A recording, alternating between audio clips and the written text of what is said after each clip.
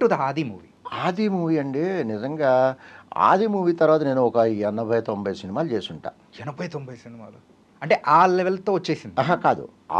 ఆ సినిమా వల్ల కొన్ని వచ్చినాయనుకోండి. ఆ సినిమా తర్వాత దాదాపు ఒక 90 సినిమాలు చేసుంటా. కానీ గొప్ప విషయం ఏం చెప్పమంటారా? హ్మ్. ఎక్కడికెళ్ళినా స్టిల్ ఇప్పుడు కూడా ఎవరైనా కొత్త వాళ్ళు చూసినా, "సార్ మీరు 'ఆది' మూవీ చేశారు కదా సార్" అంటారు. హ్మ్. అంటే ఇన్ని సినిమాలు గుర్తులేదు. 'ఆది' సినిమా మాత్రం గుర్తుపెట్టుకున్నారు. అంటే బ్లాక్ బస్టర్ దమ్ అది. యాహ్! సినిమా దమ్ అది. హ్మ్. ఇప్పటికీ గుర్తుపడుతుంటారు. బాగా గుర్తుపట్టేది 'ఆది' మూవీ, 'గోదావరి', 'గోదావరి'. 'ఎవడైతే నాకేంటి', 'అవునన్నా కాదన్నా', 'సింహాద్రి' అలా చాలా సినిమాలు హిట్. 'స్టూడెంట్ నంబర్ 1' మంచి సినిమాలు చేశాను. 'ఆది' మూవీ ఎలా వచ్చింది అవకాశం అని అడుగుతున్నారా? లేదు సార్. యాక్చువల్‌గా అవకాశం అనేది యూజువల్‌గా మీరున్నారు కాబట్టి దాని ప్రకారం వచ్చేసింది ఓకే. కానీ ఏంటంటే మీరు ఐదుగురు మీద పెట్టే సీను ఒక్కసారిగా చెప్తూ ఉంటే కూడా ఒక గూస్ బంప్స్ వచ్చే మూమెంట్స్. అవును. ఆ రోజుల్లో ఆ సిమోన్ లేపడము అట్లా ఒక ఎత్తయితే, హ్మ్. ఒక హీరోకి ఒక నార్మల్ అప్పుడప్పుడే వస్తూ ఉన్న జూనియర్ ఎన్టీఆర్ లాంటి ఒక స్టార్ హీరో మేక్ అవుతున్న టైంలో మీ త్రూ ఎలివేషన్ ఇచ్చిన సీన్స్ 2 పడతాయి సార్. అబ్బా! ఫ్యూజులు ఎగిరిపోతాయి అసలు. చేశానండి. అంటే ఇక్కడ ఎన్టీఆర్ గారితో జర్నీ అనేది ఇక అద్భుతం అది. దాంట్లో డౌట్ లేదు. అతనితో చాలా సరదాగా ఉండేది. చాలా చిన్న పిల్లోడు అప్పుడు. తనకంతా నాకు తెలిసి 20 ఇయర్స్ కూడా లేవనుకుంటా. 19, 20 ఇయర్స్. చాలా చక్కగా ఉండేవాడు. సరదాగా ఒక పిక్నిక్ లాగా అయిపోయింది. చాలా అద్భుతమైన ఎక్స్పీరియన్స్. దాదాపు 45 రోజుల పైనే చేసాం మేము. ఇది మీరు జైల్లో ఉంటారు కదా! అవును. సో, ఆ సీన్ ఎక్కడ సార్ తీసింది? ఇక్కడే తీసేశారు. ఇప్పుడు ఆ ప్లేస్‌లో గాంధీ హాస్పిటల్ కట్టారు. ఆహా! ఓకే. ఓకే. మన ముషీరాబాద్ జైలు అది. ఓకే. ఓకే. ఓకే.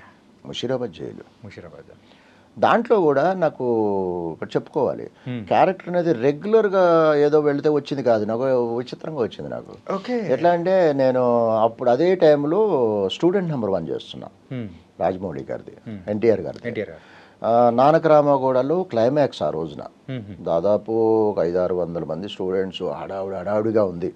దాంట్లో నేను పోలీస్ ఆఫీసరు. యాహ్! రాజమౌళి గారు అన్నారు, "నీకు టైం ఉంది, రిలాక్స్ అవ్వు" అన్నాడు. సరే అక్కడ కుర్చీ ఉంది. కుర్చీలో కూర్చున్నాను. నా పక్కనే ఒక రెడ్ కలరు మారుతి 800 ఒకటి ఉంది. తన పక్కన కుర్చీలో కూర్చునున్నా. ఒక 2 పర్సన్స్ అలా నడుచుకుంటూ వచ్చారు. అక్కడి నుంచి నన్ను అబ్జర్వ్ చేస్తూ వచ్చారు.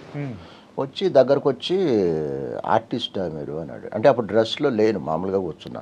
"ఆర్టిస్టా" అంటే, "అవునండి, మీరెవరు" అని అడిగా. అంటే ఫస్ట్ పర్సన్ నన్ను వినయ్ అంటారు అని పరిచయం చేసుకున్నాడు. ఓకే. అంటే వినాయక్ గారు. వినాయక్ గారు. పక్క ఆయన నేను బుజ్జి అని పరిచయం చేసుకున్నారు. అంటే ఎవరు? ప్రొడ్యూసర్ బుజ్జి. నల్లమలపు శ్రీనివాస్ గారు.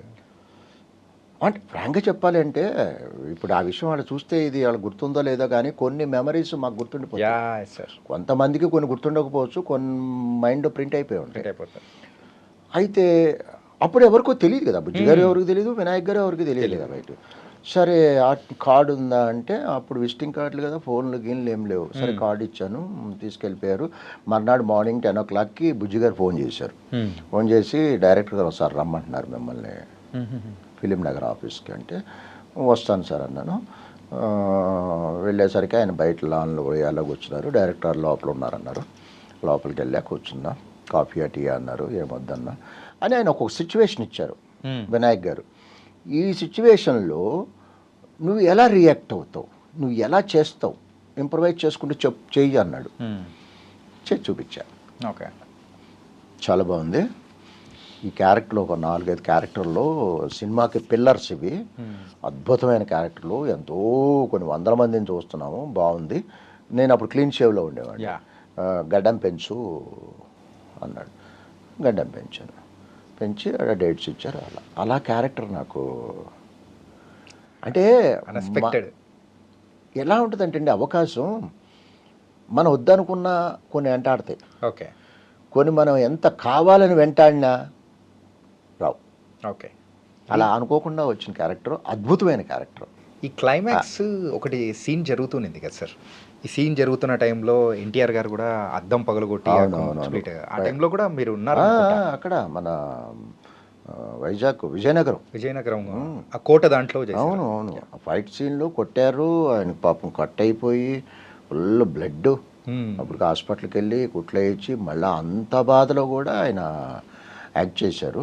అయితే